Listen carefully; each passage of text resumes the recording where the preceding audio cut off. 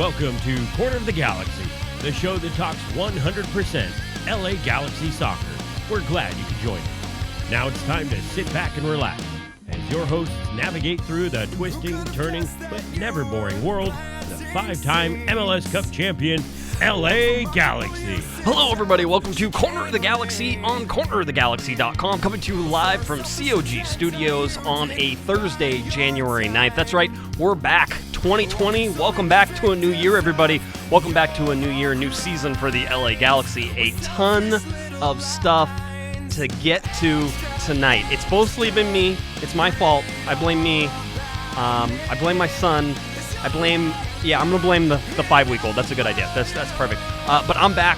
Hopefully we'll have a little more solid schedule from now on. Here on out, and to help me, of course, with this, he's back in the studio. I think he hasn't been here since, November. I think we were looking. November. Seems about right. It's Eric, the Portuguese Hammer Vieira. Eric, what's up, buddy? Happy New Year. Happy New Year. Are the mics working? Yeah, they're working. Let's start this off on the right foot. Well, I mean, they're working. You just don't talk very loud. That's also true. Yes. Yeah, it's good to be back. I missed you, Josh. It was a long time. It's been too long. I know. Since we've podcasted. I know. So I'm excited. There's plenty to talk about. So I'm looking forward to this week. Yeah, it should be. I know that I'm looking at all the stuff I have here, and if you're on our YouTube stream, you can see that I have blue paper aplenty. You have blue paper. I even gave you some. I asked for my own copies. That's right. Yeah, you did. That's the kind of pull that I have over here at COG Studios. I get my own copies. We killed a lot of blue trees. A lot of blue trees today. Yeah, Happy New Year. Yeah. Congratulations on the baby officially. Since I haven't been in here since November, I need to say that on air publicly as part of the contract. Thank you. But, is baby Jake doing well? Mom and baby are good? He's okay. He hangs in there. He's got, not to go too inside baseball, he's got a little acid reflux, so he gets a little angry whenever that happens. So he can scream. He's got a good set of lungs. He's bulking up nicely. That's good. All That's good. A good thing. All in all, not too bad. So, all good. Your New Year, your holidays, all good? Everybody survived? We're off and running. We had a good holiday, back at school, back to the routine. So, life is good. Can't complain. All right. Good deal. Well, good to hear and good for all that. I think when we look at what's going on today in this winter time, we have to understand the Galaxy are putting together everything, and we're sort of seeing a little bit of pieces here, piece there.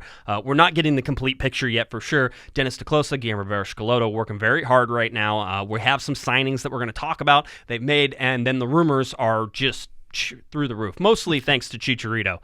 Really, if you mention that name, that'll get the rumors going through the roof. Apparently, he's a polarizing force in Southern California soccer. Who would have known? Who would have known? Who would have thought it? Gives us something to talk about in January. Yeah, it does. We're chomping at the bit. We need something to chew on. There's rumors aplenty. There's MLS SuperDraft. The SuperDraft. SuperDraft in quotation marks. That needs the horn. Yeah. The MLS SuperDraft. So we have the MLS SuperDraft, so we will talk about the one LA Galaxy pick that happened today. So that'll be there. Let's see, there's lots of stuff. MLS 25 years is in this as well. I imagine that today is going to be a little bit longer. And we were joined earlier, and we will replay the interview by Alexis Guerreros from the Colligans podcast. So I was going to say, if we didn't have enough to talk about, we brought in a guest as well. So yeah, plenty to talk about. That was a lot of fun doing that interview. So we're excited to share that with the listeners as well. So that's just a little bit that's on the plate for today. Lots of stuff. But like I said, Eric, it is wintertime. So what do you think of whenever we think of, soccer in winter? Well, Southern California, palm trees, sunshine. Uh-huh. No, am I saying the wrong thing? No, I think you got it. Sunshine, palm trees. That's right. Rain sometimes, right? Rain sometimes. What about love, Eric? Love. Well, okay. I guess you can. The one thing that keeps you warm in the winter is love.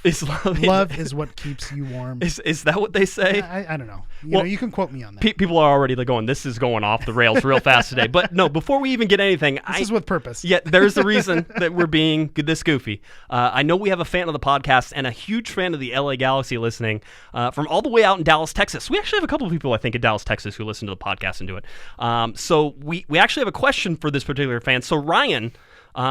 Kate got in touch with us, and she wanted us to ask you one specific question. She was wondering if you'd go to winter formal with her. So, Eric, will you go to winter formal with me? Say, they're not going to go with us. No. You're going with me. So Kate is asking Ryan, and then we'll go on our own. And then we'll go on our own. All right. So anyway, I was going to say we got to be careful here. I think it's illegal for us to ask high school kids to a dance. Probably can't. Yeah, we can't do it. But anyway, Ryan, Kate wants to know that question. Kate got in touch with us, and then we sent a box with 2 scarves in it and about anything else else that wasn't tied down here in the studio to Kate. So hopefully she has that for you. Hopefully a whole bunch of things. I don't know, like every sticker we ever made, like ×2, and some coasters and a couple scarves, and I think there's an Omar Gonzalez signed locker, like little mini locker set. That's what the kids are asking for.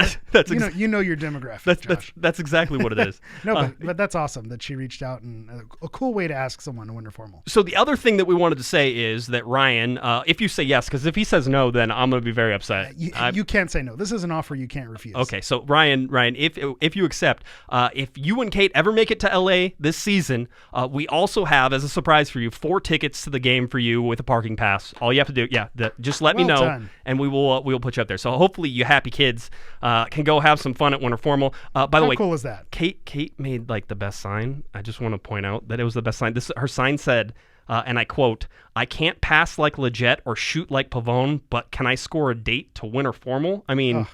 Kate, the knowledge. Kate knocked it out of the park. The knowledge. Not only that, but if you look, there's a sticker of us on that particular sign as well. We made the sign. Yes. Wow. Yes. Anyway. Well done, Kate. Yes. So. Ryan, you'd be a fool not to say yes. Yes. He said yes. I'm sure he did. Yeah, 100%. Absolutely. All right. Have fun at Winter Formal, kids. All right. Josh and I will not be there. All right. We'll move on now and put that aside. But no, that was fun. And I've been, by the way, Kate has been planning that for like 3 weeks. I've just been a slacker and haven't had any podcasts. I was going to say, hopefully their Winter Formal hasn't already happened yet. Hopefully it's coming up soon. It's coming. I talked to her today. Okay. She's that's still all worked out. All right. Awesome. Here we go. Let's start now with LA Galaxy news as we transition into this new year. So we'll catch you up on all the things that have happened so far for the LA Galaxy. And we start first with LA Galaxy news is actually to acknowledge and sort of put it out there. Leggett and Araujo are in for the U.S. men's national team camp right now. It's only a big deal because this is Araujo's first U.S. men's national team senior call-up, so there's a chance for him to get capped by the U.S. That's huge for a young defender to be wanted by his national team, and if the national team picks him up and he can actually start playing at that level, that's only is a positive for the LA Galaxy, who I think are hoping that Julian Araujo probably gets a lot more minutes this year as the quote-unquote starting right back. I still think it's going to be Rolf Felcher. I think Felcher was brought back to be the leading guy there, but I wouldn't be surprised if they split those minutes closer down the middle, or at least more than a third for Araujo. We saw Araujo, and I enjoyed what we saw this season from him when he was on the field, but he really didn't see the field much. I mean, a lot of listeners and fans were clamoring for him, but he really wasn't the first choice defender back there. But this call-up, I think, is a sign of things to come because it shows he's now a national team caliber player. This is going to be nothing but good exposure for him. The game is at Dignity Health Sports Park, so if you're going to have your debut, having your debut at your home club, that's exciting. Hopefully Berhalter is able to get him some minutes here at home. I know when he had his debut for the LA Galaxy, he had some family who traveled and they were excited, and there was a little bit of a buzz in the stadium, so because of the support that he has that travels for him, and obviously the LA Galaxy fan support as well. So excited to see him get the call up. I think it's only a good thing for the club to see Leggett get continued minutes. I'm going to get 2020 off on the right foot here. Yeah. Leggett getting consistent minutes and getting in the conversation. We got a World Cup qualifying year coming up. And then if Araujo's part of that conversation as well, this is a good thing. This is a good thing for the LA Galaxy. Yeah, easy for you to say. No, all good things. That game, February 1st at Dignity Health Sports Park against Costa Rica for the U.S. men's national team. Maybe a cap for Julian Araujo. So have to sort of see and watch and see how that goes. Pipo Gonzalez is Costa Rica. Yeah, I believe it is. Yeah. He'll probably get the call. He will as well. He doesn't have to travel far either. So that works for him, right? Everybody wins. Everybody wins. So keep your eye on that. Now we go to signings. The LA Galaxy made quote-unquote 3 signings as we go forward. Galaxy signed midfielder Aleksandar Katai. This is the Serbian national player. He's 28 years old, obviously played for the Chicago Fire the last 2 seasons. And, I saw the reaction on Twitter, and I saw the reaction to some Galaxy fans like, who is this guy? And I'm like, did you guys not watch the Chicago Fire games? Like, he was a real, especially in 2018, was a real force for them. And that 2018 Chicago Fire team was a better team than really you look at the 2019 Chicago Fire team, which is a little more of a dumpster fire. Well, dumpster fire. Well done. Thank you. Well done. Are we talking about the logo, or are we both? Yes. About I told you I like that logo. Yeah, I'm the one. It will grow on us. Yes. But I'm going to be one of those people that you're complaining about. My initial reaction was Katai. The name sounds familiar, but I wasn't one of those league stalwarts. It's not like a Valeri or someone who's on another team where even if you don't follow that team, you know who they are. So to be fair, I don't think his play was quite at that level, but when you look at his highlights, you look at his numbers, he was producing for the Chicago Fire, which is a good thing. So you're getting someone with league experience, someone who, has decent stats, someone who, this seems like it's the Alessandrini replacement. Yeah. And when you look at their stats over the last couple of seasons compared to Alessandrini's stats, they're comparable. It seems like it's a similar type player, someone who's not afraid to move forward, not afraid to go towards goal, someone who's going to be able to distribute, good with the ball on their feet. And I think this is a good signing and a great pickup for the LA Galaxy. Yeah, it even prompted those talking heads over there at MLS to actually write a story about how Katai could be the steal of the offseason for the LA Galaxy in terms of expected goals and chances created and sort of that fun thing. So that's there. 4,500 total minutes in Major League Soccer in the 2 seasons. He has 18 goals and 12 assists. As Eric said, he's the Alessandrini replacement, and I can't be blunt about this or more blunt about this. Alessandrini is 99.9% gone, and the only reason I can't say absolutely 100% sure that Alessandrini is gone and not coming back, because that's what I'd really like to tell you, is because let's say he doesn't land anywhere else. Yeah, he's not signed with another team, so until he is, he's technically not gone. Not gone. The option is still open. And you have to imagine if he comes back to the LA Galaxy at that point, then it's for $250,000. Yeah, the Galaxy have the else. leverage at that point. Yeah, so I mean, this is one of those things that you look at and say, okay, so Alessandrini is gone. The Katai really is the replacement for that. He was signed with the targeted allocation money, so we know his salary is somewhere between, it's the max budget charge, which last season was $530, and I think goes up to $580 this year in 2020, although that could all change because there's no CBA that technically directs that to happen. They could operate under the old CBA, and then it would be an increase, but about $580. So we know his salary is somewhere between $580 and $1.5 million, as long as the TAM rules stay the same. The TAM rules might not stay the same at all. In fact, they were talking to Nashville today during the SuperDraft, and they're saying, why did you trade general allocation money and not TAM? And they were like, because we don't know about TAM. Yeah. It's fluidity right now is not something we want to mess with. And it might be one of those things where if they made the deal using TAM, that's something that the deal was made under that, when that was still being honored. So maybe that'll be valid through however long the term is. The other thing that I will say about Katai, and we do say all the time that Twitter's not real life, so you can't always make that irreliable source. But Chicago Fire fans, when that signing was announced, would say, we're going to miss him. That's too bad. This is a guy who, was wasted at Chicago. So that is a good sign. When the fans of an opposing team are upset that he's gone, that's a good sign for your team. Yeah. Katai last year made $1.38 million. He is a discount, even at that money, from Alessandrini, who made closer to $2 million. I would expect that he isn't getting paid the 1.38. I would expect it's closer to 1.1, maybe 1. That's my guess right now. I don't know that. No inside information. I'm just sort of guessing to see how the LA Galaxy sort of put together and structure all these salaries. But Alexander Katai on one side, Christian Pavone on the other side, I don't hate that at all. You just need someone to bang in the goals. There's currently a minor problem with that. But listen, he gets a lot of crap right now because Ethan Zubak is technically the only striker on, but Ethan Zubak is not going to be there whenever this season starts. He'll be there, but maybe not starting day one. He probably will be in camp. You watch it's how to go. The first preseason game will come out and he'll be the starter because we said all this. Hey, Emil Cuello started the home opener last season. Yes, so this is true. Don't forget that. So yes. How the team starts isn't necessarily how they're going to wrap up. Once they make their playoff run, God willing. All right. So the Galaxy signed midfielder Alexander Katai. You have that one, 28 years old. Again, a little. I would say, in some ways, he's probably an upgrade from Alessandrini. The heart and what everybody is obviously alluding to with Alessandrini is, how hard he played for the LA Galaxy and how much he left on the field. That's sort of left to be seen for Katai, but in terms of play on the field, like you said, their stats are similar. Yeah. Katai could, even at 28, is a little bit of an upgrade. His injury history is probably a little bit of an upgrade as well. So when you look at 33 games played in 2018, 29 games played in 2019. So you look at Alessandrini, 26 and then 5 games. Obviously, he had the longer injury.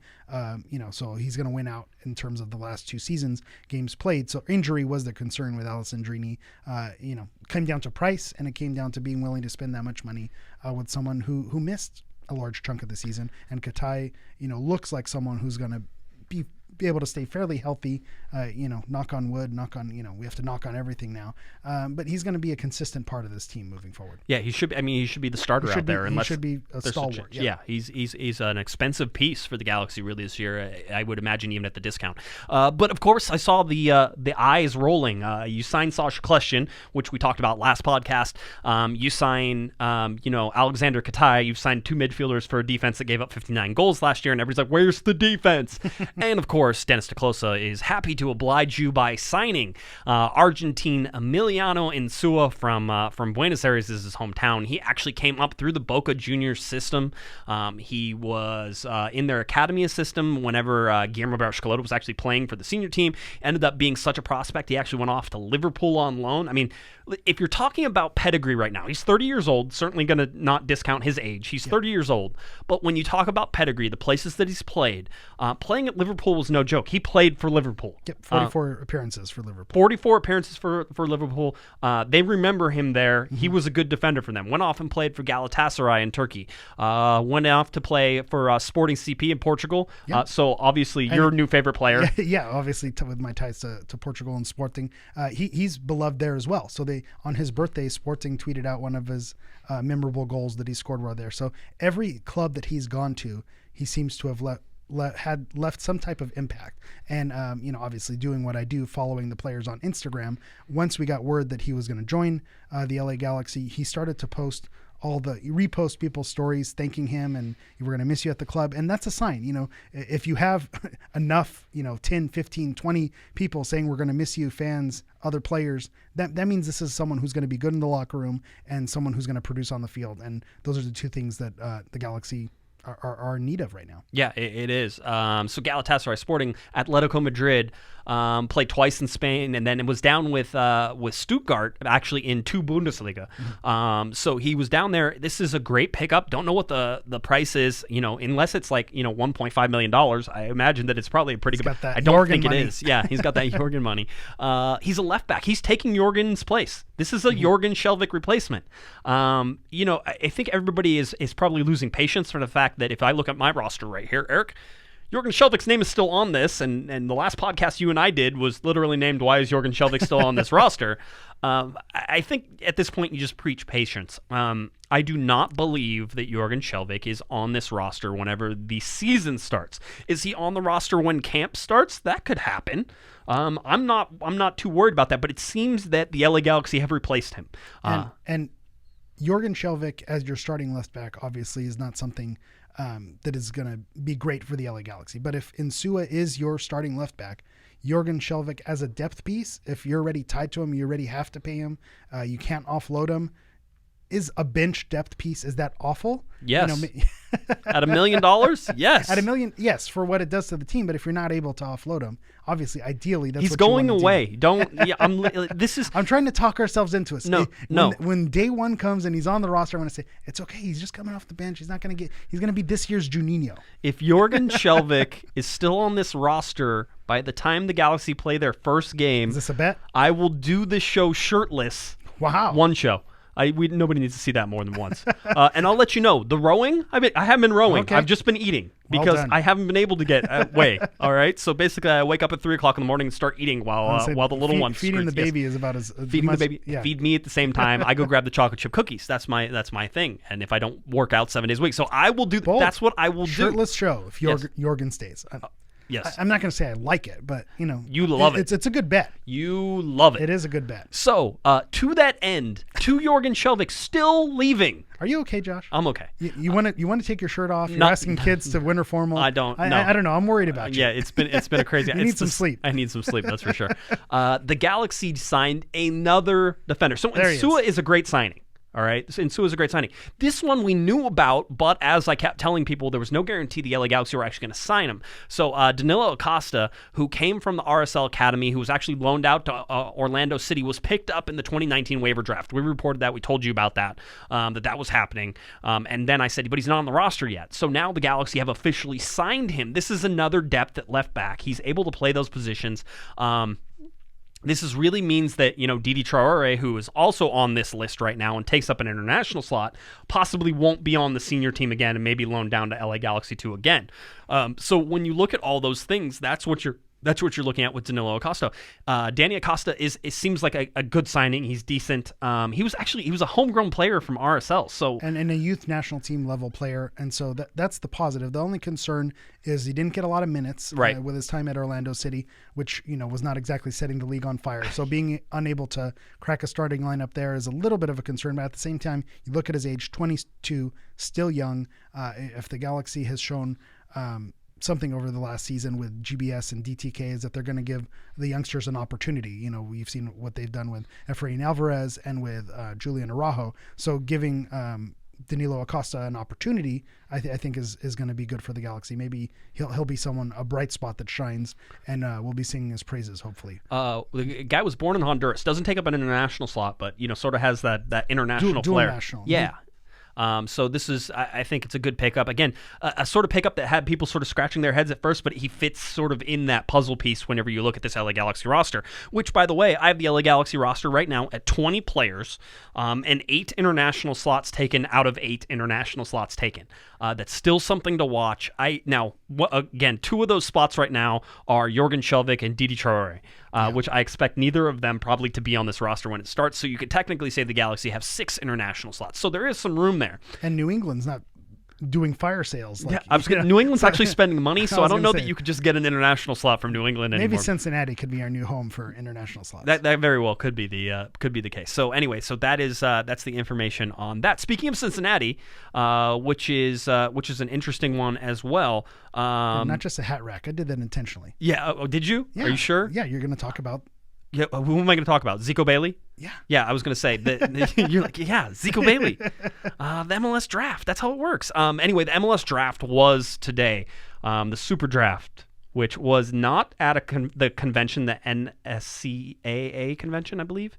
National Soccer I can't remember. It was online. Say it was online. Josh. Hey, it used to be at this big convention. There used to be lots of people there. It's on Twitter. And so it was on Twitter, it was on Facebook, or excuse me, YouTube. And it was broadcast by ESPN. They had all these cameras. It was a lot of production value. Yeah, it was interesting.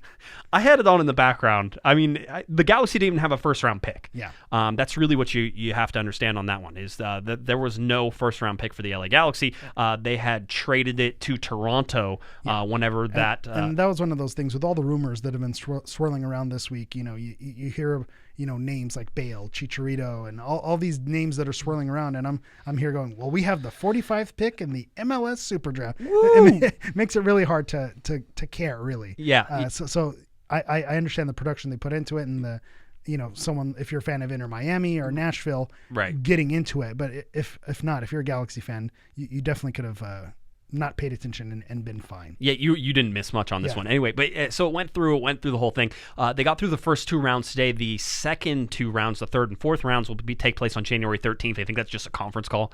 And there's going to be a lot of we pass on this one. It's funny because you look at like 2009, and they even mentioned this on the broadcast. Look at 2009 and Bruce Arena's draft in 2009, where he ends up picking AJ De La Garza and Omar Gonzalez, 2 Maryland teammates, and then they go out and they start, and we all know the run that Galaxy made in 2009, and a lot of it was because of Gonzalez and AJ De La Garza, and the draft with Sean Franklin back there and Todd Donovan. I mean, that's 10 years ago. That's 10 years ago. When you think of how quickly the game has changed, the league has changed, and I think those days are gone. And the draft is useless. Yeah. I mean, I'm sure there are people in the first 10 picks that might have a player. And that's strange too, because you could sign a player at any time, at any age.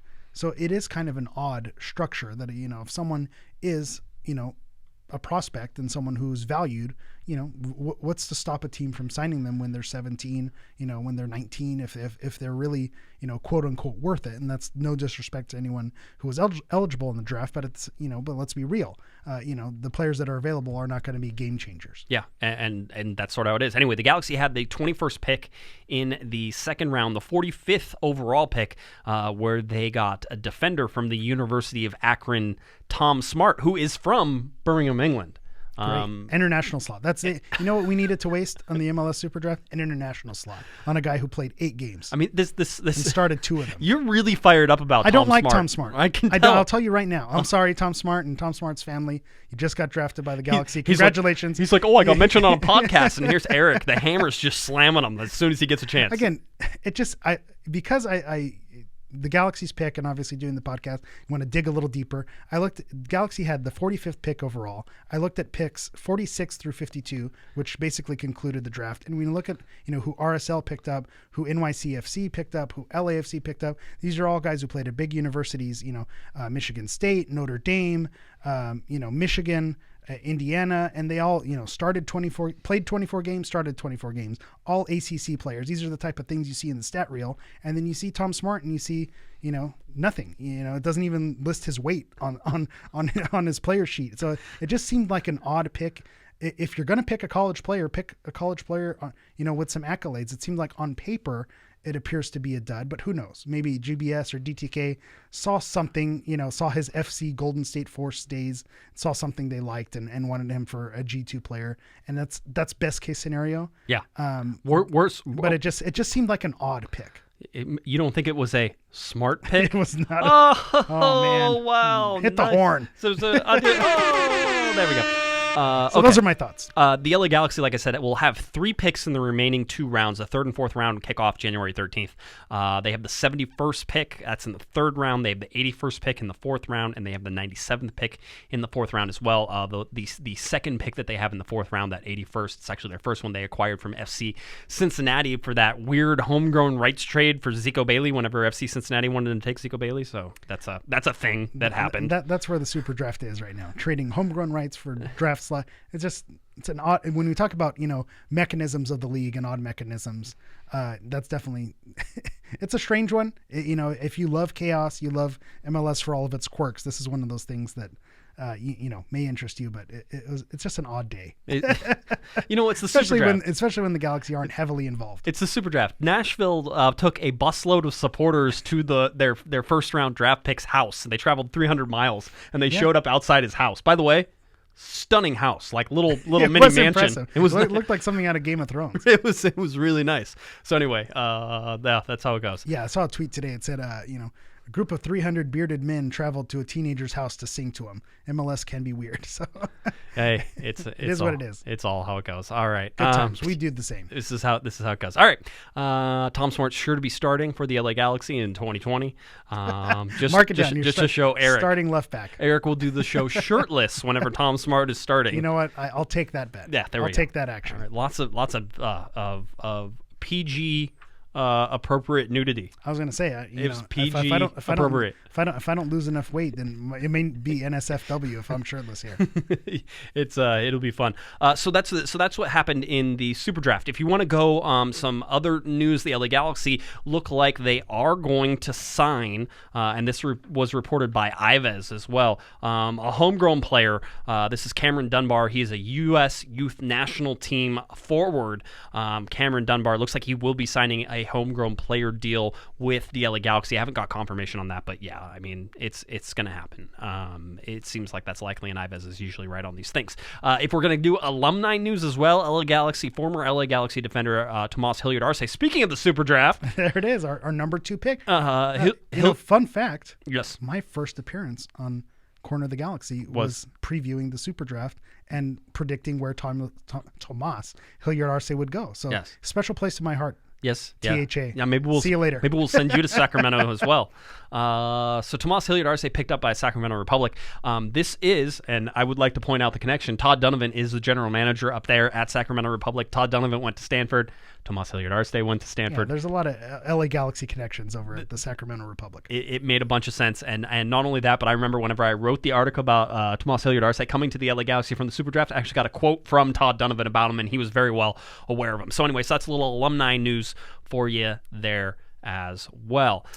They're joining the league as well. So if they're joining the league in a couple of years, you might see him the down return the line. of THA. He could be there. All right. So that's sort of where we sit on that. If you're looking for LA Galaxy 2 news, I'll tell you that they also announced the permanent appointment of Junior Gonzalez. Junior Gonzalez was the interim head coach who took over from Mike Munoz, who I got to talk to, by the way. I did talk to Mike Munoz earlier this offseason. I want to say it was like November or something like that, and asked him if he wanted to come on the show and talk about anything. I think the big thing was that he wasn't surprised by this move. Usually whenever a new guy comes in, they want their own guys in there. Yeah. So he was hoping he would get the rest of the season, and that didn't happen. But, I mean, Mike's a great guy. He's going to find a place to land for that. And I think he did a lot of good for the LA Galaxy over the time. So anyway, Junior Gonzalez is now the head of the LA Galaxy 2 in terms of their head coach. And their season has been released. If you're looking for the LA Galaxy 2 season, it is out there and you can view it. I thought the interesting thing sort of about Junior Gonzalez was he was talking about how important it is for him to build a team that wins a championship and USL. A lot of talk about system and getting players to feed into the senior roster, and so this is a bit of a shift and a different philosophy. Yeah, it's a little bit different. So we'll see how that all goes and see how that plays out, and if that's true. I mean, it's one thing to say it; it's another thing to actually do it. So that's where we sit with LA Galaxy 2 as well. And like I said, on occasion we may give you some LA Galaxy 2 news. I used to try to really cover it as much as I could, and it's too much. It's too much for me. It's tough. It's tough to do, especially with when you think about the LA Galaxy and how limited they are in terms of chances for young guys to play with international talent coming in most of the time. It seems fruitless a lot of times. Yeah. So it's an interesting sort of look at how much money they're spending down there and whether or not this administration. Remember, previous administration thought it was great and wanted to spend $1 zillion on all this stuff. And now this administration comes in, Dennis DeClosa and Guillermo Barros-Schelotto, still with Chris Klein at the helm, how much money are they going to spend? How much focus is there on LA Galaxy 2? Because at one point, it was the answer for the LA Galaxy in 2017. Some might argue that LA Galaxy 2 was on the field for Major League Soccer in 2017. That could be the argument. So that's why I really enjoy that quote of saying, the goal is to try to win a championship, because when you have a franchise like the LA Galaxy who brings in marquee talent, the USL side, getting them realistic minutes, it'd be great if you could develop a superstar, but the reality is that you're probably not, if you play the odds. So, make it its own thing, have your homegrown players, have your youth play there, and then sign, some professional USL players who are going to be able to get results in that league. Very interesting. All fun stuff that's sort of going on. The other big thing is that MLS is doing their 25 years. This is 25 years of the league. I mean, for a lot of people who didn't think the league was going to survive past a couple of years, and it almost didn't. Yeah, I was going to say it almost didn't. 25 years is a big deal. So MLS has a few things that they're sort of looking at and they're going to do. So, this year, I know in years past we've had, some big sort of shows, jersey unveils for the LA Galaxy. Had separate shows. Been at LA Live the last couple times. Last 2 years. A lot of fun at those events. Yeah, it was great times. I've always been there. Eric was with me there last year, so we had a good time going and doing that. There's not that. There's not a jersey unveil this year. And the reason is that MLS is unveiling all of the jerseys at once ahead of New York Fashion Week. So it'll be in New York, I believe. They're going to do a fashion show time. Eric loves him an MLS fashion show. Let's go to the MLS fashion show and watch the new jerseys that we've all seen leaked already. Yes. Some of the things that you should watch is that FIFA will also have a virtual unveil. So if you're playing FIFA on your PS4, I got a PS4, by the way. Congratulations. Yes, I'm really proud. I got a PS4 just as they're announcing all the PS5 stuff. It's a big accomplishment in my life. No, I will not play you or anybody else in FIFA because the computer still kicks my butt on like medium. So I gotta get back into it. It's been a long time. But anyway, if you're on FIFA, they will virtually unveil the jerseys that we have seen already. Which, if you're a player of FIFA like I am, one of the frustrating things is because of the MLS calendar, the jerseys are always a season behind. So the fact that they're working with EA Sports to update the jerseys, so your current copy of FIFA will have the current jerseys for the LA Galaxy, which is exciting for someone who enjoys jerseys and enjoys FIFA. It's a perfect marriage. And if you're keeping your ear to the ground on the leaks and seeing some of the jerseys that have already been leaked out, the way that the LA Galaxy leak, which you could look for it if you really are want to be spoiled, the way it was leaked is because it was accidentally available on a FIFA mobile game. And so that's where people were able to see a screenshot of what the jersey is going to look like. So if you want to see what the jersey looks like, you can find it if you type in 2020 LA Galaxy jersey leak. So it's kind of an interesting way to release it. I like it. Right. But it's a nice marriage of everything. Yeah, and I think it's shifted silver. There's silver, more silver. I was going to say, I didn't gray. want to give it away. Just tell people. It's silver. It's shifted silver. Yeah, and 25th anniversary. 25th silver anniversary. Yes. So, it makes sense. It I dig does. it. I don't hate it. I think that Adidas is going to come out and show itself to be quite the hacks this year, though. Yeah. If you see the template, it all looks to be the same template. The template is just, ugh. And that's man. why, if you like the sash, I like the sash. Having the sash at least as an identity, because now that's what differentiates it from everything else. So Thank God there's a sash, without right? the sash, then it's going to look like every other jersey in the league. Here's how it always works. The new jersey comes out. I look at it and I go, it's crap. And then I like it. It happens every time. It happened with Night Navy. Yeah. I hated it, and I was wearing it Eric's 2 like, weeks later. I'm not going to like it. I'm not going to do it. It's ugly. I don't like it. And then 2 weeks later, he's like, dude, look at my new jersey I got. I'm like, yeah, I know. That's how it works. It has the stars on it. Yeah, it has. Yeah, exactly. That's all you really want, right? So MLS 25, so they're going to have to do that. There's new font and lettering with, by the way, one of my listeners actually tipped me off of, 2 months ago, and I was like, okay, that's cool. Nobody cares, except that I think everybody cares about the new font and lettering. This is the moment. This is the one where everybody cares, right? So speaking of FC Cincinnati, they announced a player acquisition today from Japan, and so when they showed the jersey, they had the new font for the number and for the player names on the back. So there is a new font and a new jersey number pattern. I like it. Yes. It's kind of like that old school Adidas with the striping in the middle of the number. So I kind of like the way it looks. If you pay attention to kits and you look at the last England World Cup jersey, their number font kind of has the numbers wrapped within themselves. So it's kind of in that same style. And I believe the person who designed the England font is the same person who designed this font for MLS. Yeah. It's gonna be fun. And by the way, I need to shout out to Mac. Mac was the one who gave me the heads up. And shouts to you, Mac. I was like, nobody cares in my mind. I didn't say that to him. I said thank you because I'm a nice person and I try to be nice to people whenever they give me information. If you have information, send it my way. I'm all about it. You just blast them on the podcast when everyone's listening. Yeah, it's all good. Come on, we love you, Mac. I'm with you. Mac was on this and I was not, so maybe Mac should host this show from now 100%. on. Yeah, exactly. That's how it works. All right. So that's what we have. The other thing that is coming out that is probably something that you're all interested in is the Since 96 collection. This is going to be looking at some of the original clubs and not original clubs in Major League Soccer. I really don't like this, Eric. I'm really not. Yeah, I don't dig it. I'm like, oh, this is going to be really cool. Well, I dig the Since 90. Let me rephrase that. Yes. I dig the Since 96 collection. Yes. One, because the LA Galaxy has gone with that slogan. Right. For the last couple of years. And second, when you see, the retro Ciudadesas, like they've come out in a lot of retro jerseys, that's become a popular thing. 1-2 Threads has had a great merchandise with the old Galaxy logo. So there's definitely a want for that old school merchandise. So to see the league kind of getting behind it is pretty cool. Can I interrupt for a second? Yeah. Should we tell people that we're working with 1-2 Threads on something? Well, no, we shouldn't. No, don't tell anybody. Don't tell anybody. Shh, we're not going to say anything. Again, they do great stuff over there. Shout out to 1-2 Threads. They do. Anyway, so the Since 96 collection, merchandise available from Mitchell & Ness and New Era. The collection will launch this summer, feature retro gear. So you have to wait till summer. Retro gear from the Colorado Rapids, Columbus Crew, FC Dallas, who were the Dallas Burn, DC United, Sporting Kansas City, Kansas City Wiz. Yes, there it is. That's what I was waiting for. Everybody wants that Kansas City Wiz kit, Give me man. that Wiz. That's what I want. That's what I want so bad. Don't isolate that audio, please. LA Galaxy. Portland Timbers. Wait a minute. No, they weren't. No. Okay. New England Revolution. Yes. San Jose Earthquakes. Yes. Seattle. No, they were not there in 96. And the Vancouver White. No. Yeah. So technically, those clubs existed in one form, but they're not a Since 96, which is weird.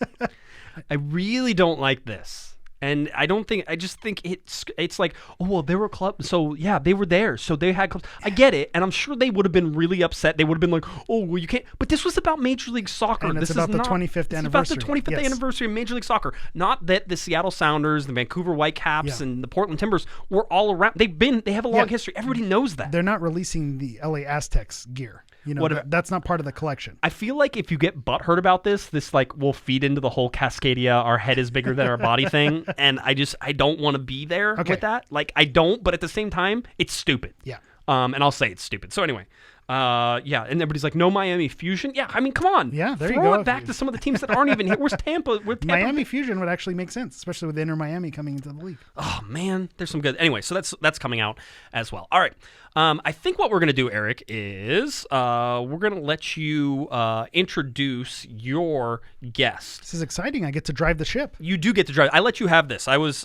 busy typing up show notes and doing stuff, and and we had a great guest. So why don't you tell us who's going to be on this show right now? So from the Colligans, we have Alexis Guerreros. So he's from the Colligans, well-known soccer podcast, which can be heard wherever you get your podcast. It's also a TV show on the Fubo Sports Network. So he's fortunate. We were fortunate enough to have him call in, and he shared some stories about his podcast and his background, and we were able to have some fun talking LA Galaxy soccer as well, and why we're the most hated franchise in the league. Yeah, and don't go anywhere because we got rumors coming up after this. So here's Eric's wonderful interview here with Alexis Guerreros. All right, on the line, we have our guest who is a comedian and podcast host that performs nightly in New York City clubs and is currently performing stand-up in Los Angeles. You can also hear him on the current season of BoJack Horseman on Netflix. He is the co-host of The Colligans, which is the #1 show on the Fubo Sports Network. He's from not only the funniest soccer podcast you've heard, but it's also the gulliest. So I want to give a warm welcome to Alexis Guerreros. Hey, what's up, guys? How's it going, Alexis? I appreciate you taking some time to be on a LA Galaxy podcast. I was listening to your show earlier this week. It seems like you did all 17 of the LAFC podcasts. Yeah, it feels like it's more. We try to do as many podcasts as possible because when we started, a lot of podcasts would have us on to help us out. We try to do the same thing for anybody who wants to have us on. Any way we can help spread the word of soccer and try to be funny at the same time, I'd love to do it. Yeah, absolutely. We appreciate you taking the time, and we'll try to be fair and balanced, get both sides of the story out there. So for our listeners who may not already be familiar with the podcast, can you tell us a little bit about your background and the Colligans and how a couple of stand-up comedians got together to start talking about soccer? Yeah, we both had podcasts that were independent of soccer and independent of Colligans in the past. We're both, Christian Polanco, who's the other comedian and the co-host, he had a podcast called All Space. It was about relationships for comedians, which, when you work at night and you live the kind of life that we do, it's kind of difficult to stay in a relationship.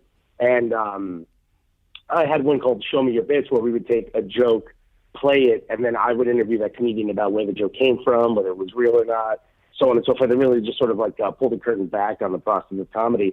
And we both had done each other's podcasts, and that's how we became friends.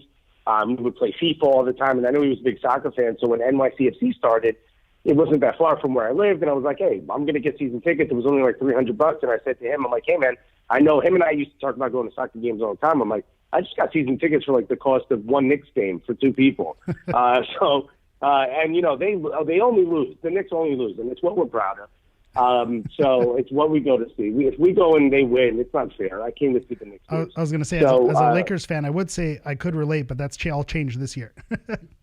Yeah, but I was there when Jeremy Lin dropped 38 on you guys. I was in court tonight, so at least I got that. Yeah, Kobe's still mad about that. Yeah, Kobe does it on his flu game. But we decided that we would start going to the games, and we would sort of stand next to each other in the supporter section. And we started joking around, and people started by the third game, home game, people were like, yo, stand next to these guys. They're really funny. So once I heard that, I was like, maybe joking about soccer is more than just doing it at the game for the people around us that can hear us. Maybe there's something we could do bigger. And, we decided to do videos and podcasts, and the podcast is kind of what stuck. And the first episode we launched on a Wednesday. We recorded on a Tuesday, launched on a Wednesday in 2015, and we never stopped. We've been releasing episodes every single Wednesday since then. And a couple months ago, about 5 months ago, became a television show on Fubo TV, which is a huge honor. It's a huge honor for us. Hopefully it's a sign of things to come for American soccer and soccer in America. And I know we don't have the history that you guys have, but hopefully... But we also don't have a TV show. Yeah, we do have a TV show, so we're better than you. No, hopefully people sort of... I think, and I like to think of podcasting and content creation the same way I do comedy, which is rising tides lift all boats. If we got a TV show, that means everyone could get a TV show. You should all be working towards it. Everyone that does credible content should look at this as a sign of like, look, there's doors opening for us that weren't available 10, 15 years ago. And hopefully this continues and the trend continues upward. Yeah, absolutely. And that's something that, you tapped into about, being funny and having that be a door opening to bring more people into the game and kind of preach the gospel of soccer. That's just something on my end that I appreciate what you and Christian do. I sit across from Josh, who's an actual real life journalist, and he has Kevin Baxter, who's a writer for the LA Times. And, what they do is important, but I also think it's important to highlight that we can have fun while we grow the game. And that's just something that I try to do here and bring a bit of that, funny flavor. I don't know how successful I am at it, but you guys are definitely, a beacon of growing the game and being funny and having fun with the sport, because I think that's important to highlight as well.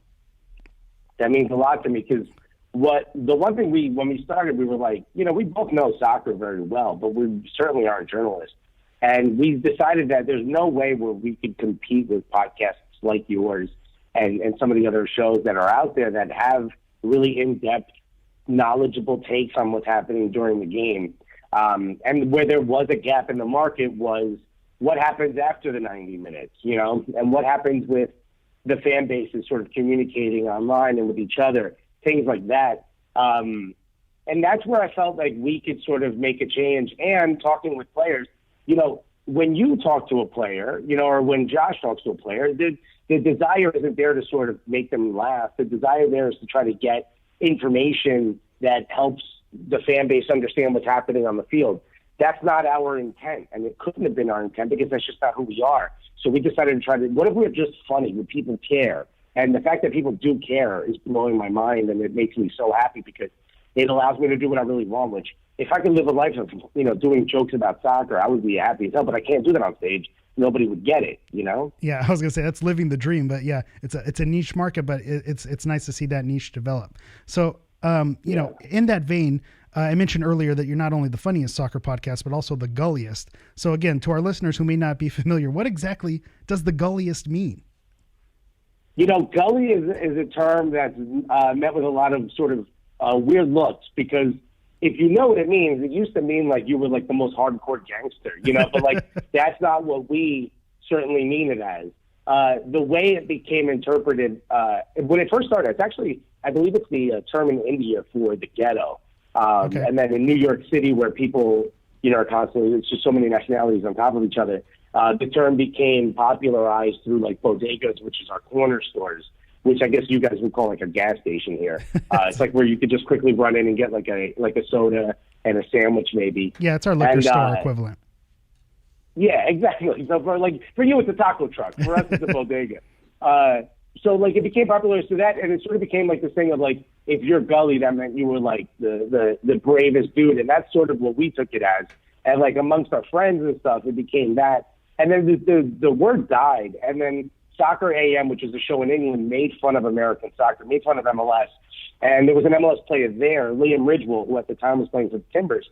And he sort of just allowed it to happen. And he didn't, and I'm not saying you have to sit there and go, guys, stop joking. No, but be funny back, make fun of them back, defend it a little bit, and you can play along with it, but, do something to let the world know that this isn't just a joke. And it just seemed like it was perpetuating the same stereotype about MLS. So the next episode, what we would call clap back, I basically yelled into a camera and a microphone for 20 minutes straight, making fun of them, saying all the things that I wish Liam Ridgewell would have said. And Christian called it a Guerrero rant. And after that episode, the next time we started an episode, we always say we're the funniest soccer podcast. And I said, well, we're not just that. Apparently, we're also the gulliest. And the term stuck from there. And all of our fans, not all of our fans are like, know what gully means. And some people are like, well, what about those of us who are gully adjacent? So we came up with the term gully adjacent, which is perfect. Like if you're making, someone needs to cut the crust off the sandwiches for the kids. You know what I mean? You're the gully adjacent. Like, shouts to you if you drive a minivan and you're there on time to pick up your kids at soccer practice. You're gully adjacent. Gully adjacent. We need you, I love that. Let those kids who eat the PB&Js with the crust cut off, let them be gully. But, mom gets some credit too. I love that. Exactly. You keep the peanuts out of the car just in case. You're gully adjacent. You care about people. We need you. So to me, when I think of gully LA Galaxy players, I think Zlatan was a guy who kind of exemplified the gully lifestyle. Are there any other, Galaxy players that come to mind when you think of gully?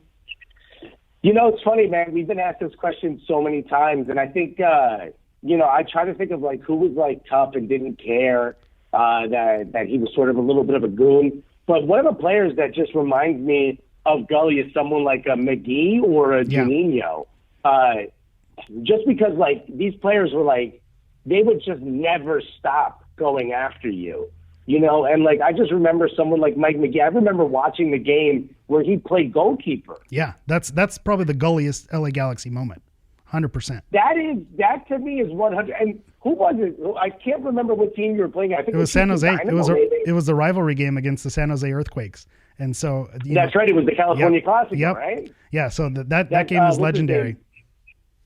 Josh Saunders, I think, comes in for the injured goalkeeper, and then he gets a red card, if I'm not mistaken. That's right? exactly what happened. And Mike McGee. And then the guy they put in goal is the shortest dude on the team. But he's the one who wanted it. And the team that's trying to beat you in a rivalry game can't score. Yeah, we had Mike McGee on the show recently, and he still talks about that as being one of his proudest LA Galaxy moments. So I think Mike McGee is a good example. I met him a couple months ago. It was the first thing I said to him. I go, do I remember this correctly? You played goalkeeper? He's like, this is the goal that he's like, this is the game people ask me about the most. And I'm like, dude, that was a wild Gully moment. That was so Gully. I love that. I love that you picked Mike McGee. I don't think I could have summed up a better Gully player in Galaxy history. So the next question I was going to ask you, obviously we come with a bias as a LA Galaxy podcast, but I feel like this is always a fun question to ask others who cover other teams around the league. Are the LA Galaxy truly a hated franchise, or is that just something that fans of any team think? Thank you for cutting me off, because that actually makes me happy. That's the answer everybody I wanted. Everybody will always hate you. I love that. No one will ever not hate you. You've consistently made your own rules. Of course, people hate you. You have Pavone alone. How is this guy on your game? What kind of sorcery does your front office know that clearly someone like FC Cincinnati could use just a little bit of help with? I mean, you guys are just constantly but what I love about LA Galaxy is, for someone like myself who looks at the view, I look at the league as a whole as I'm definitely an NYCFC fan, but I root for the league. I root for, and not just the league because it's MLS, I root for soccer in America to make it. And when I look for, one of the things that frustrates me the most about MLS is these sort of, antiquated rules that stop clubs from being able to go by the players they want.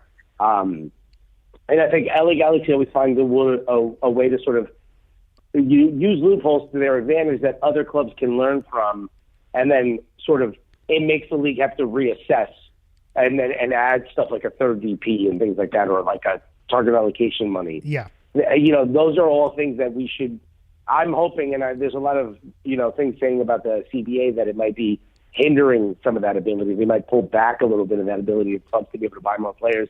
But I look at someone like LA Galaxy as sort of leading that trend. And if it wasn't for you, we would have never had DPs. And if it wasn't for you guys, we would have had like a third DP. And, I know you guys had 5 at one point, but, if it wasn't for LA Galaxy, we had to pay one off. Things. So, yeah, you guys do whatever the hell you want. You're in your own league, dude. I mean, you guys you're like, no, I hear what you're saying. We're going to do whatever we want. And shout to you guys. There's nothing gullier than that.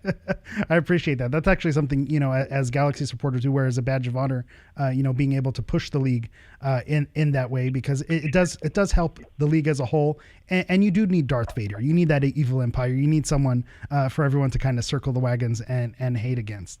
One of the last things I want to ask you, you've had a lot of personalities kind of pass through your show.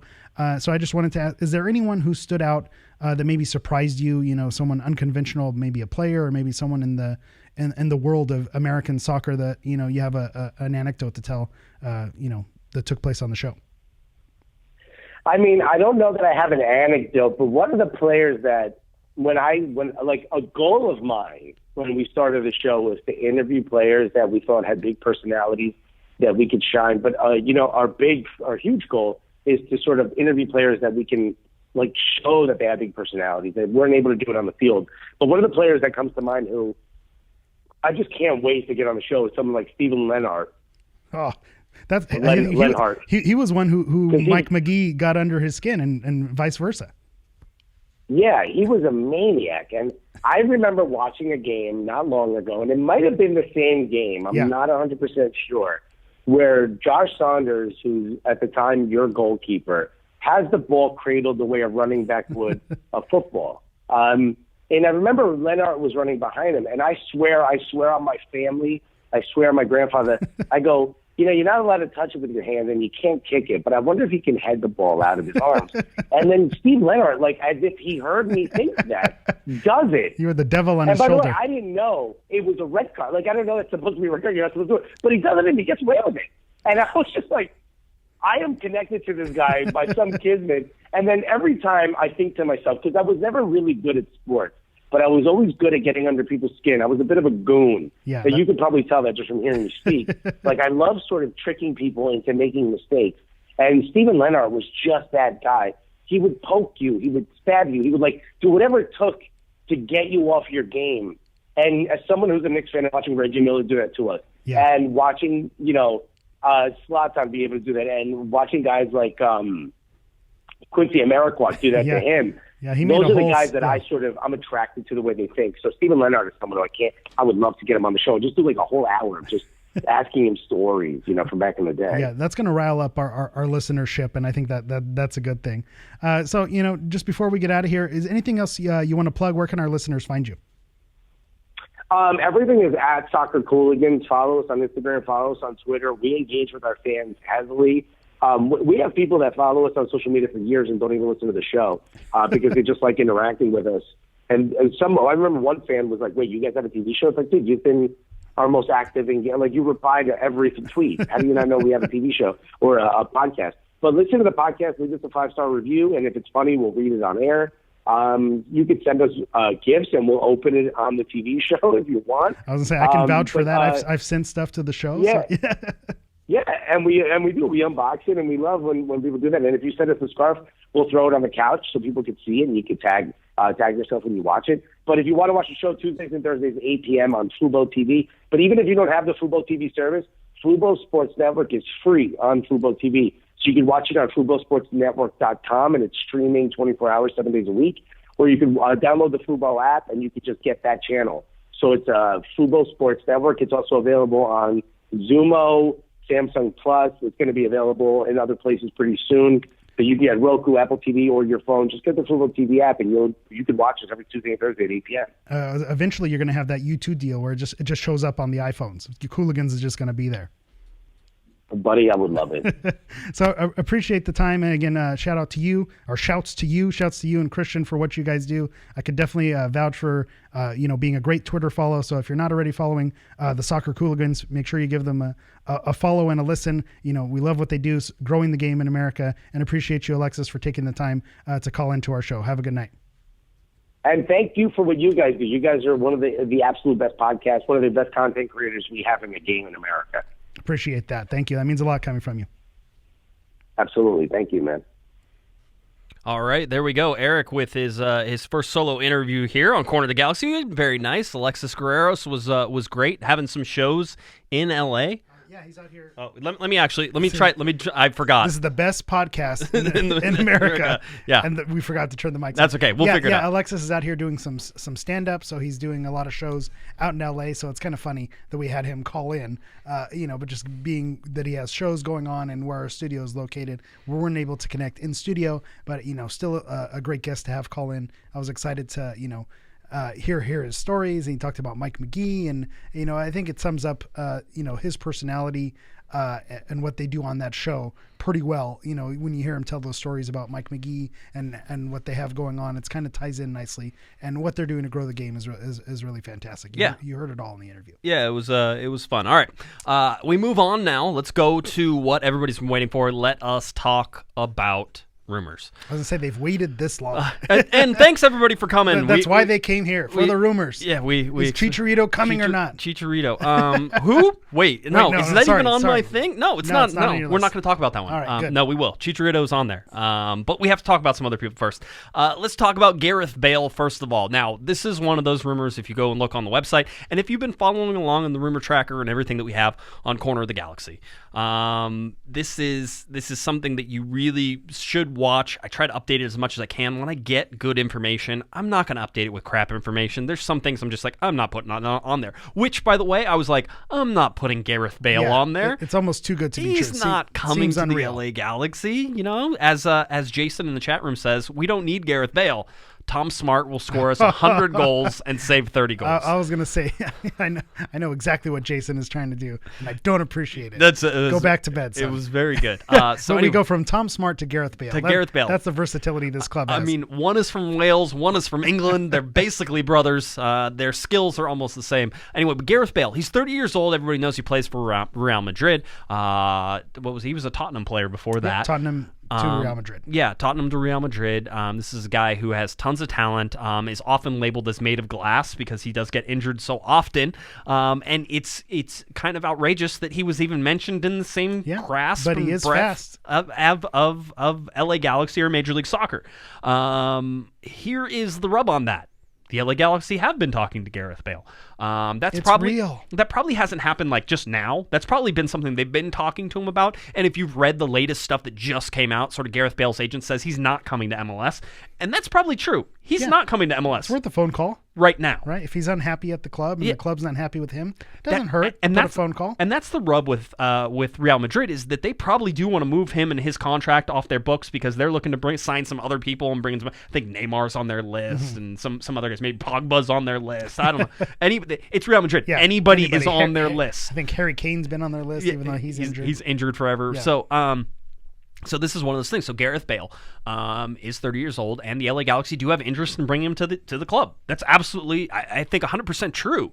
The deal is here, though, that whether or not that happens now or anywhere in the future is sort of where it is. I mean, you go back to Zlatan Ibrahimovic and that the LA Galaxy had inroads and had been talking to Zlatan for a couple of years before he ended up coming to the LA Galaxy. I think that's sort of the same breath that we have here with Gareth Bale, is that it's not happening now. It might not happen in summer. It might not happen next winter. Maybe it's the next summer move. Mm-hmm. The Euros are going on this year, so there's a whole bunch of stuff that's sort of happening that's going to keep people from moving from Europe. And the World Cup that's 22. Yeah, Euro Cup. Yeah. I'm all backwards. It's okay. been too long. It's okay. So anyway, so you look at that. So there is some interest there. It's something to watch. It's not something to get hyped about right now. But I think Gareth Bale wants to eventually be in MLS, and I think that eventually that will be a smart move. And there's people saying, don't sign him. He's made of glass, and he's not going to. Like, here's the deal, and I'm going to tell you this, and this is straight up the absolute truth. When you look at Steven Gerrard and you say, well, the Galaxy should have never signed Steven Gerrard. No, you should have signed Steven Gerrard. That's one of those no-brainers. It didn't pay off. It didn't work. But it was. But you should have signed him. It absolutely should have. I can understand that. And when you look at a player of that caliber, this is world-class talent. Not too long ago, Zlatan Ibrahimovic was coming off knee surgery, and there was talk of him maybe not being the same and not being able to produce. And he came here and he produced. Say what you will, but being able to put as many goals as he put in the back of the net, that was production. And so when you look at someone like Gareth Bale, who again 30 years old. That's not. Zlatan came at 37. Yeah. When you have that talent doesn't disappear. So being able to bring that at a younger age, maybe it doesn't happen now, but maybe at 33, 34. We saw Ashley Cole come to the league, at an, I want to say advanced age, like they're 70 years old. He was my age. He was my age when Ashley Cole and I are the same age. Yeah. Thanks. For a soccer player, past their best buy date, but still able to produce. So this is that first step, that first shot being fired across the bow. So it's not a bad thing. If a miracle were to happen, the funny thing is, I don't know that Bale is the type of player that you need right now. I still want a goal scorer. Right. But at the same time, if you have the opportunity for Gareth Bale, you get Gareth Bale. You could play him at the 9. Come on. You could just play Gareth Bale at the 9. And he'd be fine. He'd be fine. He's quick. He would do just fine. He would score some goals. So anyway, the big question really is, does Dennis DeClosa follow him on Instagram? The answer is yes. The answer is yes. Yes. Yeah, so, he follows a lot of people. So when does he figure out that everybody's watching that? And he just starts trolling them? Because the Katai rumor strictly came out of Dennis following him on Instagram. And that led people to ask more questions. You know what? I think if he is on the joke, he's transparent, and that's a good thing. We know where he stands. Yeah. Because he also doesn't follow Alessandrini. Oh, snap. Which is he unfollowed him. Oh. So that's interesting. Yeah, again, I mean, that leads us to the 99.9% he's not coming back, type thing. So anyway, so that's where we stand on this one. Let's go to another rumor. Let's go to Nico Castillo. This is a Chilean who's 26 years old. He's a striker who plays for America down in Liga MX. He's quote-unquote been seen as a flop in Liga MX, not a great producer for America, and they may be willing to move him at a discount. This is a guy who could fill in for a striker position. He's a striker, but could fill in for that striker position, possibly not as a designated player. And I think that's gold. If you can get a striker who, at one time was thought to be an answer for Club America. Obviously, it didn't pan out, but there's something there. Yeah. And so if you're able to get someone like that on your roster as a non-DP, then that's exactly the type of player the Galaxy need right now. They need a goal scorer, and he seems to fit the bill. Will he pan out? Yep. The question mark is, will Katai pan out? Will Insúa pan out? Will Acosta? You could say this about everybody until they put on the jersey and they get on the field. But on paper, he's a striker, a position of need, and he, is at a talent level that it looks like he's going to be able to contribute to the club. So I like this rumor, and we'll see how far along. He does follow. DTK does follow him on Instagram. Yep. So a little bit of smoke there. A little bit of smoke. So we'll see. I think it'd be a good pickup, especially as a non-DP. Yeah. The thing with Castillo is, Nico Castillo is, it's all about price on this one. This was not, and if America wants to be stingy and wants to be expensive with him, he's not coming. And the Galaxy, someone will come knocking. Yeah. And the Galaxy won't be like, hey, we're good. Yeah. Thanks, we'll pass. If America wants to loan him out, maybe they're like, hey, we can't get anything for him right now.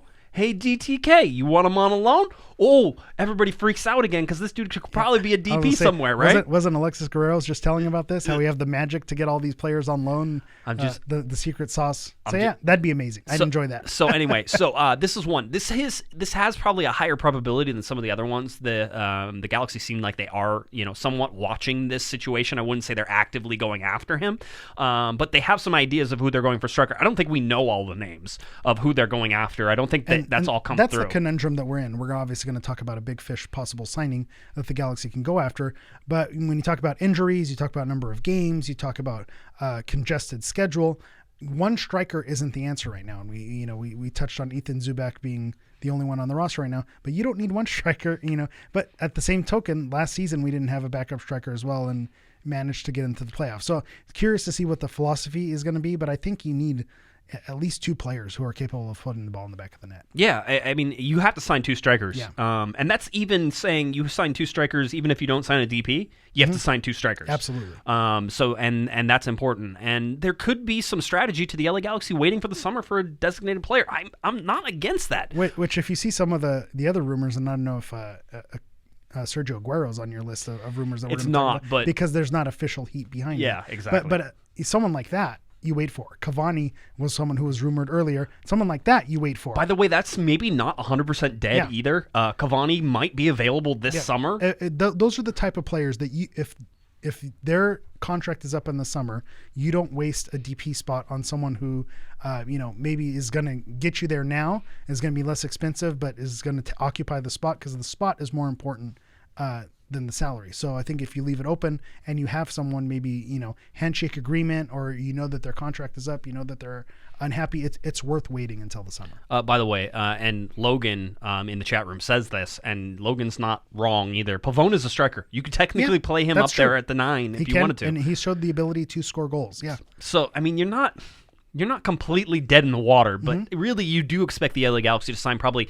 a couple more strikers. Well, to sign two strikers. You expect them to sign two strikers. You can play without a striker and just pass the ball in the net. That works too. Just I think that's going to be 2020 is the year. That's legal. You just can't use your hands, I've heard. That's all that it comes up with. All right, so that rumor is there as well. So Nico Castillo is another one to sort of pay attention to. Let's talk about center back Carlos Zambrano. This is probably one of the ones with the most heat behind it, even though it's a little quiet right now.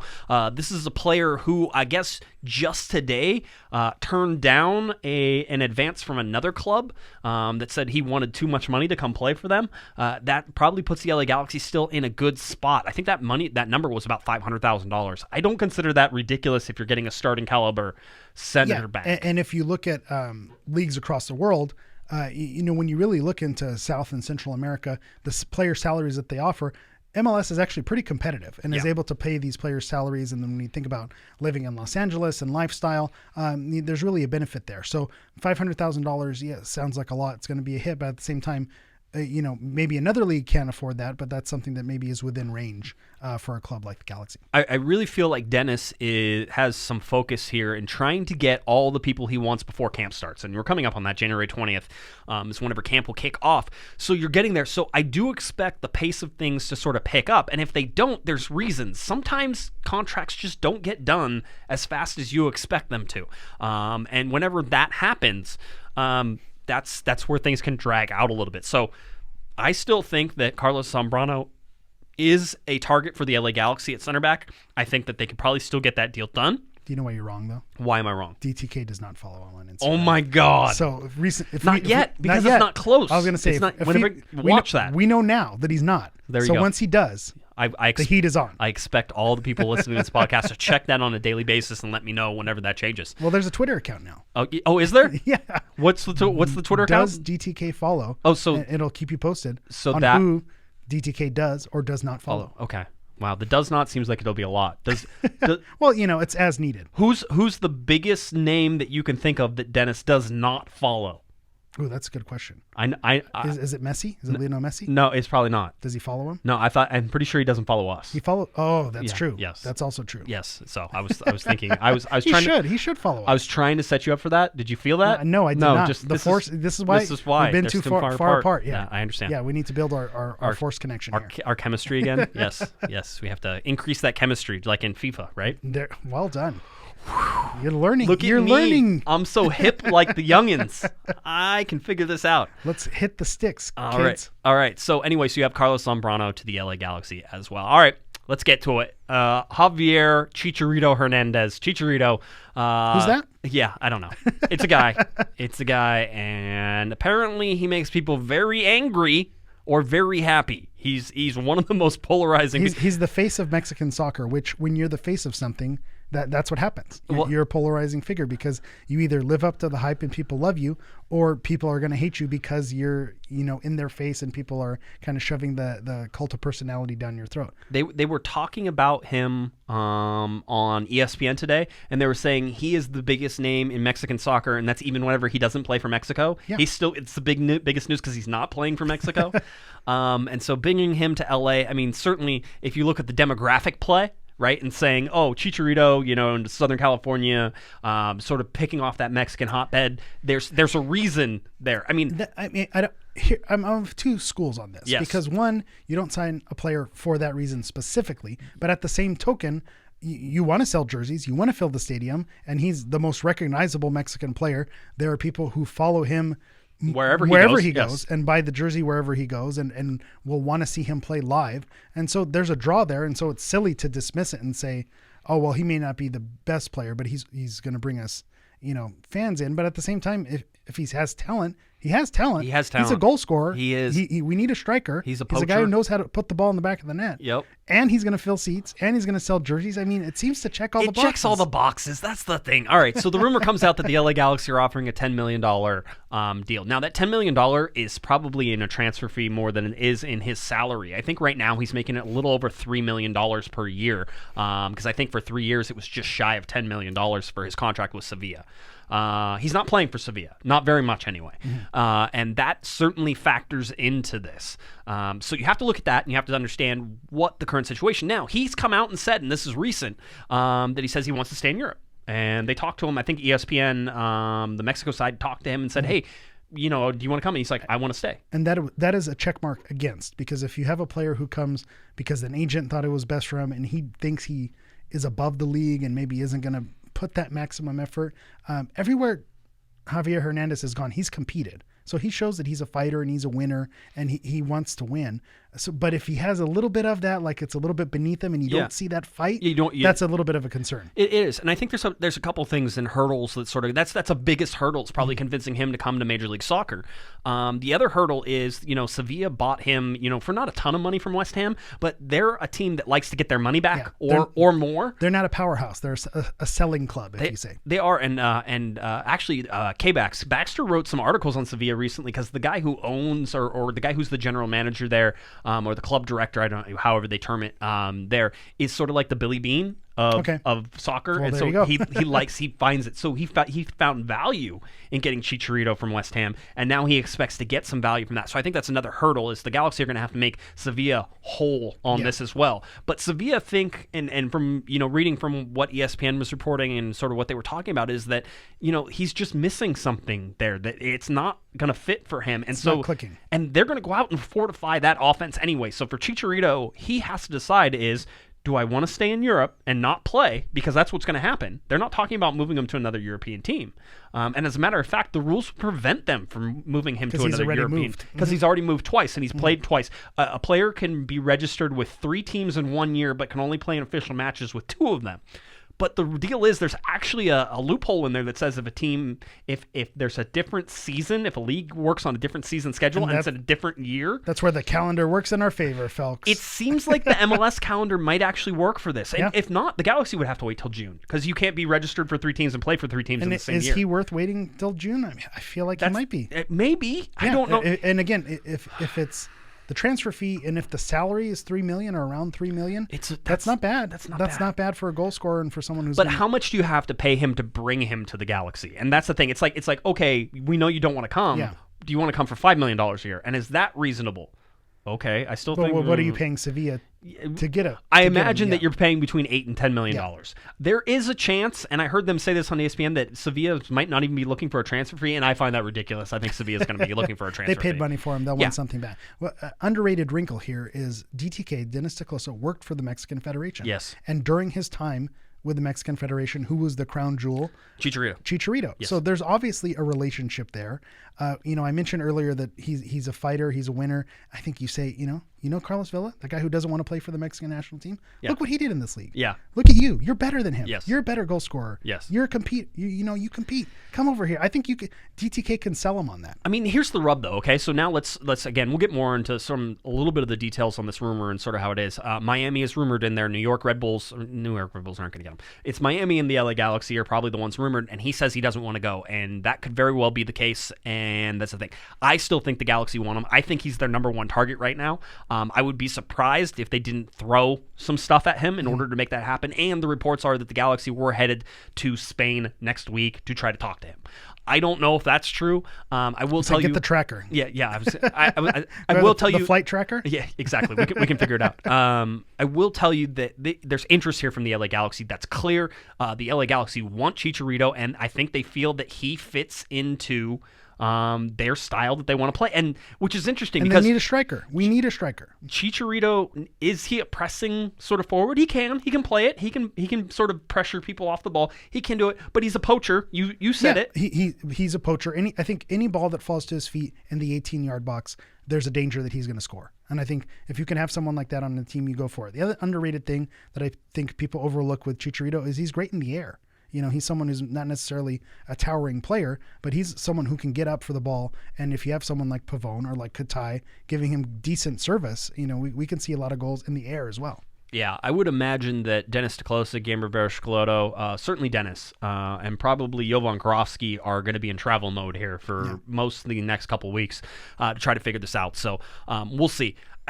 I don't know how this works out. I think this is one of those that if it's offered to you and it's there, you take it because it's one of those, it checks out. It's Steven Gerrard. And I think even if you overpay a little bit, it's almost worth the risk, because if it pays off, he could very well be another Giovanni Dos Santos. It's possible. It's very possible. But Giovanni Dos Santos could have been great too. He could have been. It just didn't work. It didn't work. I don't know.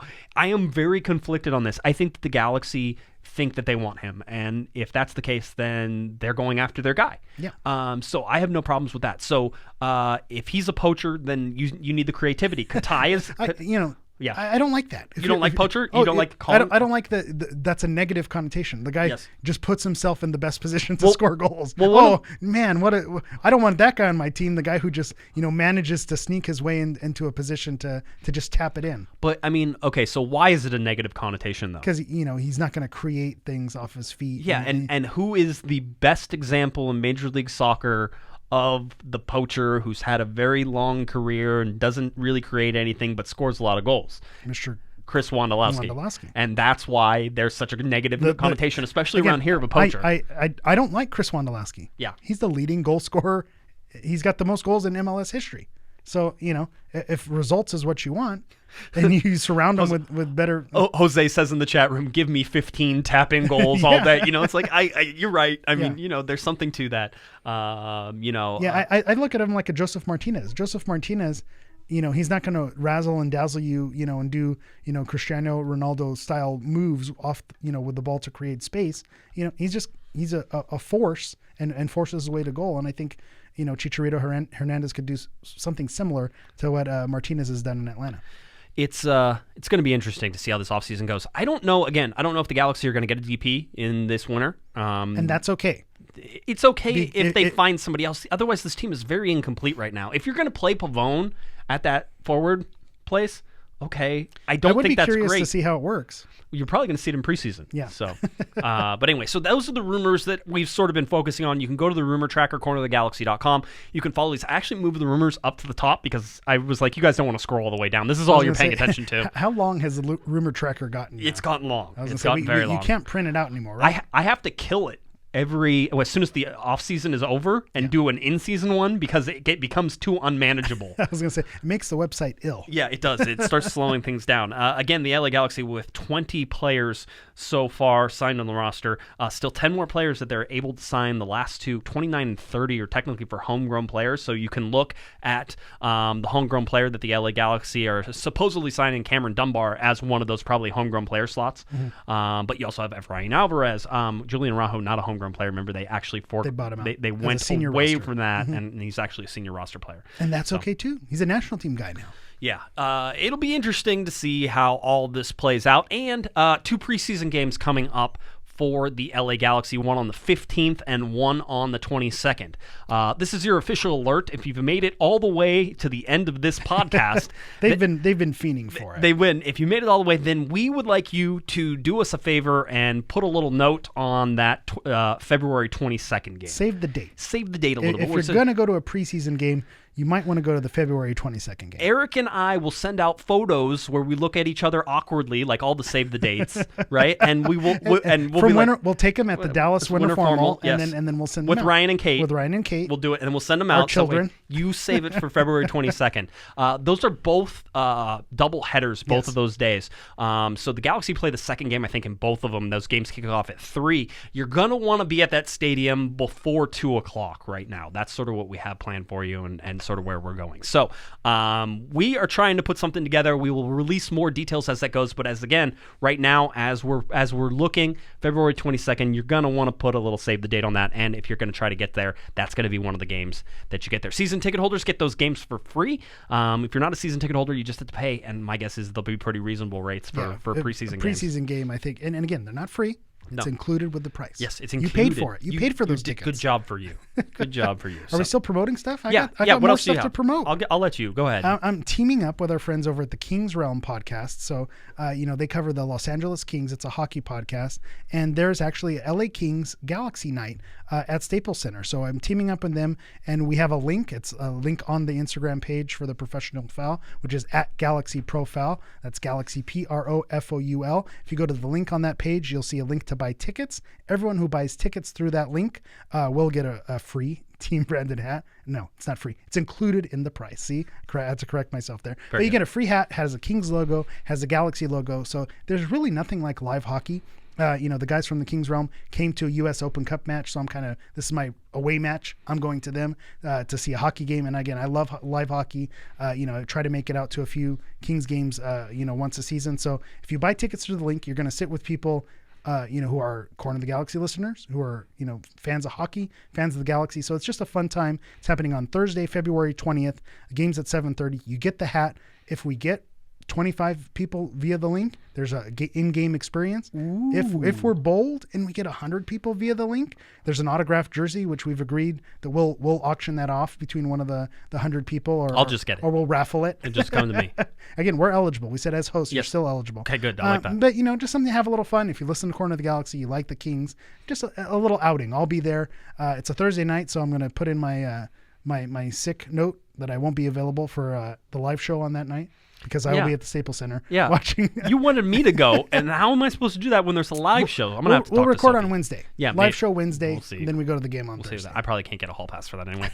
All right, so that's good. That's good stuff. CBA and collective bargaining stuff. We'll hit the next podcast. There's a lot of stuff that we sort of need to focus. That hasn't gotten too far down the road yet. And so there's also plenty of time before the season starts to have those conversations. There is. That expires at the end of this month, though, the CBA. So things are starting to ramp up. The camp will start, and then everything could stop. So that's something to sort of keep in mind. But I will plug the MLSPA website. They have some great infographics. So if you are interested, if you came here for CBA news, go to the MLSPA website because there's a great explanation of what their priorities are and kind of what they're shooting for the upcoming season. All right. I think that's what we got. Eric, is there anything else that you want to tell people about? I think we've promoted enough today. You're good? I'm good. Wait, do I still have I can say where people can find you and we can do the music thing? Of course. Okay. That's always ready. Then go ahead and do that. You can find me on Twitter at GISHammer. You could also find me on Instagram with the professional foul. That's at Galaxy PROFOUL. And I want to start the race to 1K on Instagram.